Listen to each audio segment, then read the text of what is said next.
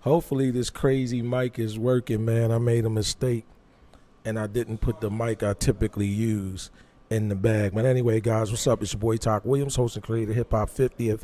And yes, Chicago is bracing for 2 federal forces this week. According to the mayor's office and the governor's office, those troops or federal forces, both the National Guard as well as ICE for immigration, there will be no surprise, according to the mayor and the governor of Illinois, if they arrive by Friday. That's this Friday, guys. And there have been several meetings, several what I would call PSAs and gatherings of the mayor and his office and his grouping, doing news conferences, as well as the governor. And I'm going to just play this real quick and spread my butter on my bagel because it's fresh and hot, and I need that butter to melt. But let me get this started. Just bear with me. Just check this out, and I'll jump right back on. But anyway, it is Sunday, September the 1st, 2025. Borders are Tom Homan joining us now. And Tom, remarkable success you've got here. But my question is, where do you go next? When will the crackdown in Chicago and other cities begin? Well, first of all, one mistake on your chart there. Out of the 300,000 children, I looked at the numbers just yesterday. We've located over 23,000 of them. So 23,000 locations of the 300,000. What President Trump's committed, we're not going to stop till we find every one of them, or at least, you know, run every lead down on those 300,000 children. That's a big plus for the administration, because the last administration wasn't even looking for them. So, but as far as with Chicago, Chicago's coming along with every other sanctuary city. President Trump is committed that we're going to focus and prioritize sanctuary cities, because that is where the problem is. We know for a fact they're releasing public safety threats to the streets every day rather than handing them over to ICE so we can deport them. Well, and you're right, the 23,000 plus children. By the way, I was just pointing out, Tom, that the 14 children rescued were just in that pot farm that Democrats just piled on, attacking and saying that it was outrageous. But yet, look at the rescues that happened. The larger mission continues in cities like Chicago. But yet, Democrats continue to go after this removal of violent, illegal criminal aliens. So when you get pushback as you head into Chicago from people like Mayor Johnson, what's your message to the mayor? Get out of the way, because we're going to do it.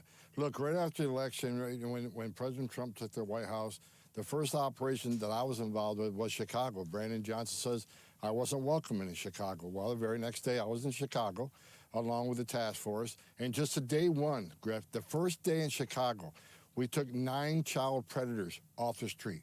Child sex predators off the street. We arrested numerous members of Tren de Agua and MS-13. We arrested 2 illegal aliens that were convicted of murder. And we took numerous guns off the street, pistols that had the switch.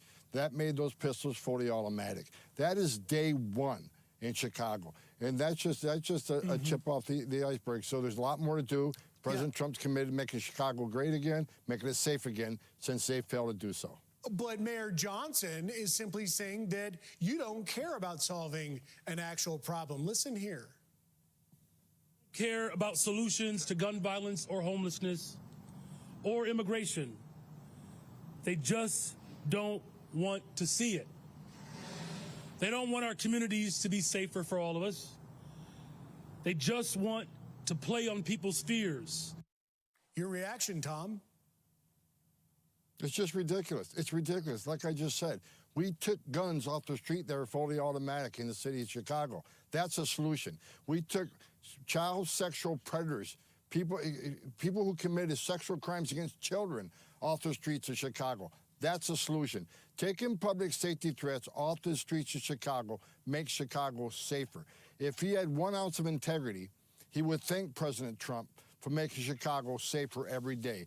Every day, ICE has taken thousands of criminals off the street of this country, including Chicago. We have a big operation up there that's continuing, and it's about to get a lot bigger. You would think he'd welcome the assistance. His #1 responsibility is the safety and security of that city. If he's not going to do it, President Trump's going to do it. I would think he'd be shoulder to shoulder with us, but it's disgusting that he's not. But we're going to be there anyway. So if you don't want to help, get out of the way. We'll do it. Tom, I want to ask you about a significant arrest, and that is a Mexican illegal alien, criminal record. He was deported 3 times, 3 convictions for sex offenses involving a child under 14, sexual battery, illegal possession of a firearm, and, of course, DUI in robbery. Tell me about what happened here. Well, look, this is just the repeat story of why we need a secure border, Griff. I mean, all these re-entries, and under the Biden administration, we had 10.5 million illegal aliens, coming to our border, a vast majority released. That is why it's so important what President Trump has done. In the last almost 4 months, no illegal aliens been released on the border. We have sent a message to the entire world. There is no catch and release in the United States anymore. The reason we have the most secure border in the history of this nation is because of the work of the men and women in the Border Patrol securing that border. Yep. President Trump's executive orders on remain in Mexico, ending catch and release, the third safe country agreements. Yep. But a big part of that success on the border is because we're showing the world there's consequences. If you're in the country illegally, you committed a crime, you're a public safety threat, we're going to find you, we're going to deport you. That message around the world helps give us the most secure border in this history. It's a remarkable record, and we appreciate all of the ICE, Border Patrol, federal law enforcement that will work this Labor Day weekend. Tom Homan, thank you for taking time. Have a good weekend. Thanks for having me, Griff. Hey everyone, I'm Emily Campagno. Catch me and my co-hosts Harris Faulkner and Kaylee McEnany on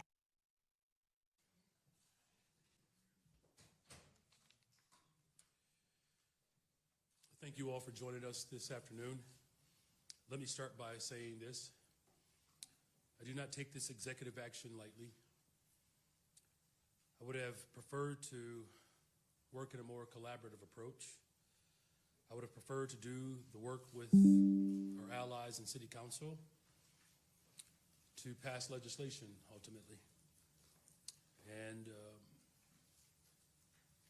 we were doing that. We were doing just that. But some of the leaders who we are working with are standing behind me today.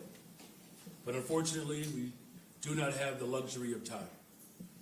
We have received credible reports that we have days, not weeks, before our city sees some type of militarized activity by the federal government. It is unclear at this time what that will look like exactly. We may see militarized immigration enforcement. We may also see National Guard troops.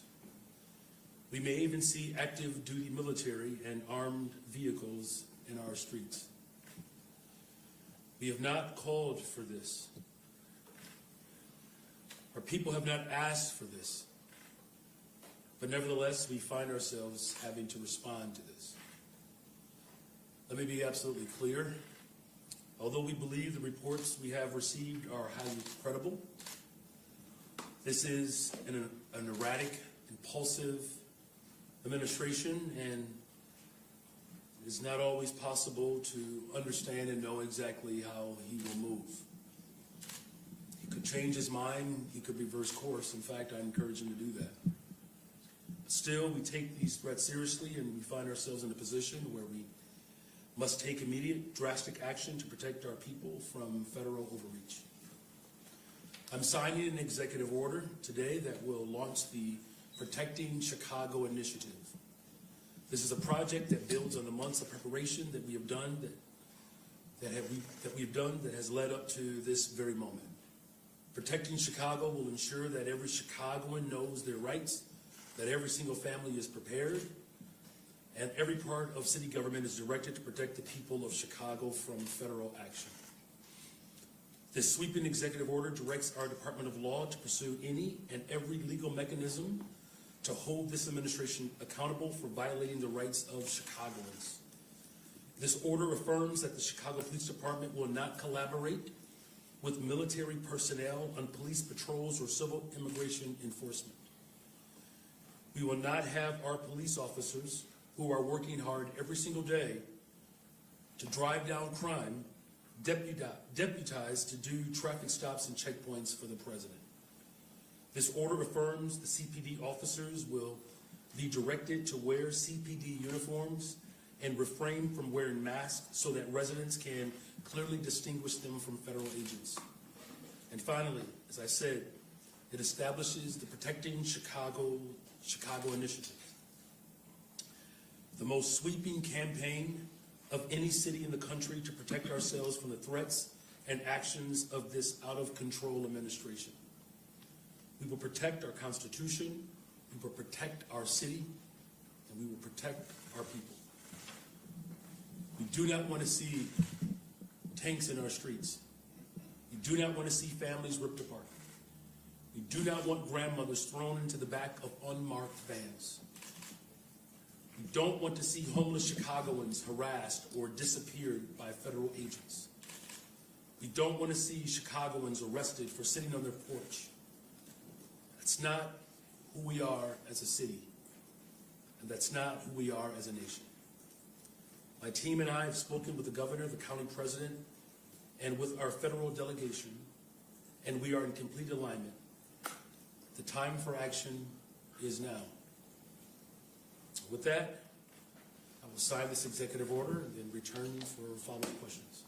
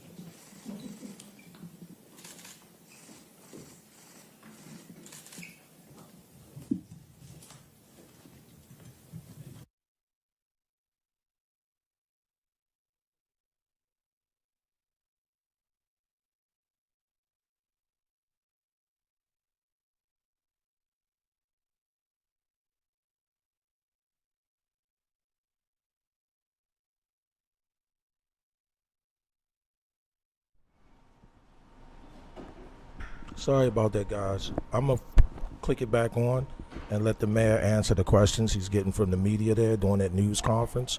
But I did want to note, like, it's Sunday night. It's basically almost 9 o'clock or whatever. And I did want to note that this Labor Day weekend, and the night is not over, at least 54 people have been shot in Chicago and 7 people, unfortunately, fatal.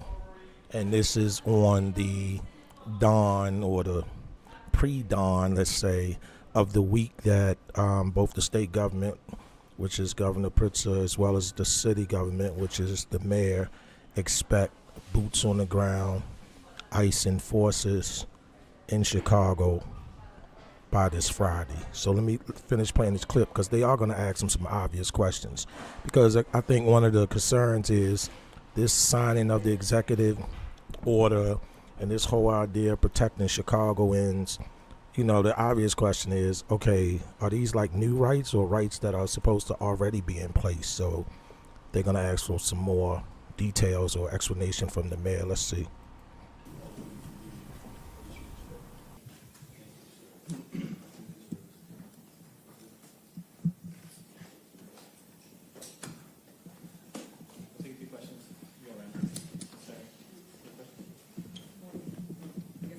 We have made it to the afternoon, yes. Thank you for this. You said Monday.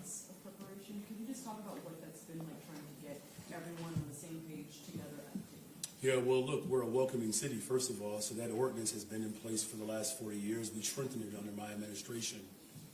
So the moment that President Trump secured enough electoral votes to become the 47th president, we are fully aware of his animus against working people and particularly immigrant communities. So that preparation was making sure that all of our sister agencies and city departments understood their assignment, and particularly making sure that people know their rights. And so it's been a continuous process all the way up until the time in which I had to testify before the Oversight Committee. And then even well beyond that, we've seen this president trample all over our Constitution. So, you know, we've already filed multiple lawsuits, I believe 40 lawsuits. You just saw that the courts have deemed most of his taxes to benefit the ultra-rich or illegal. So this is not a surprise to us in terms of his erratic and petulant behavior. But this is also about making sure that we are strengthening all of our departments across the board to ensure that we are protecting Chicagoans. That's what this is about. Of course, we would have preferred to go through the natural course of the legislative process, and we will continue to do that with our investments. But this is about protecting the people of Chicago.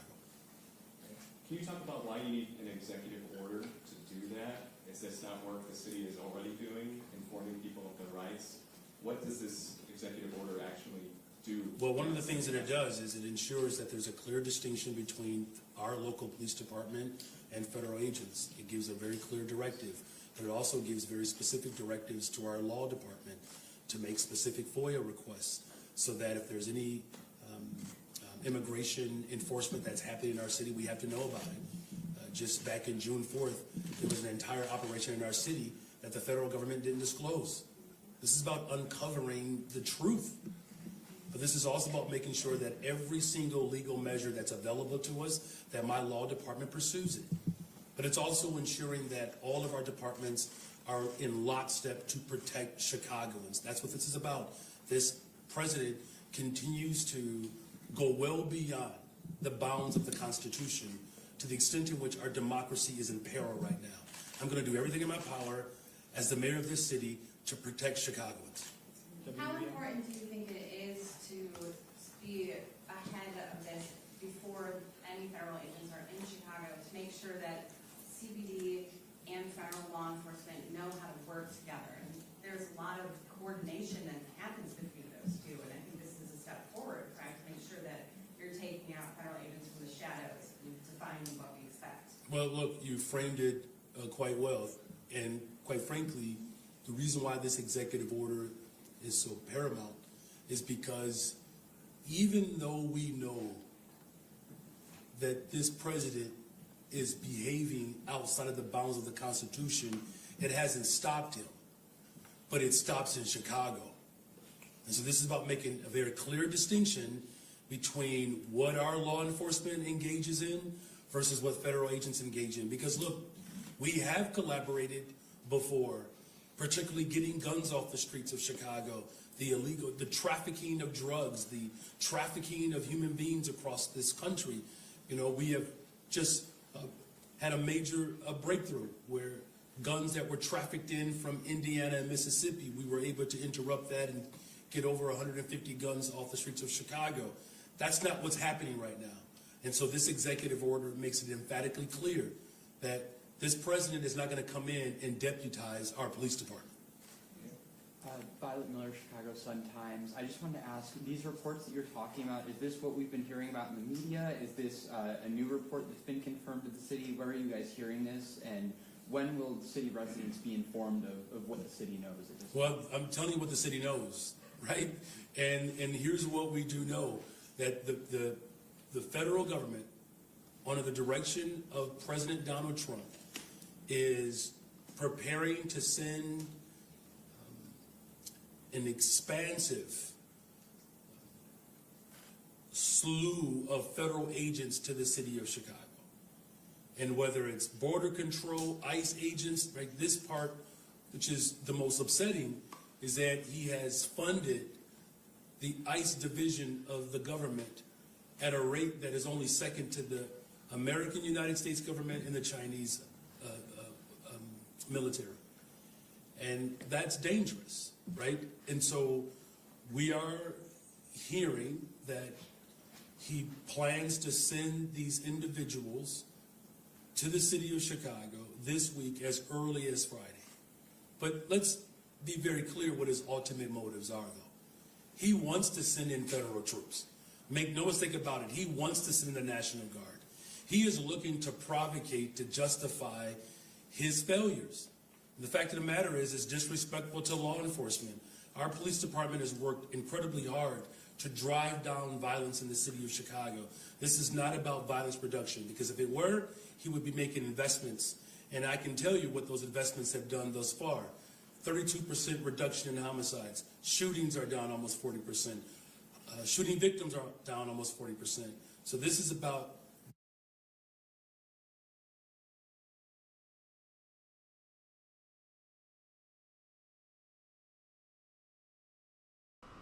Hey guys, I apologize. Starbucks closing in 5 minutes, so I gotta pack up.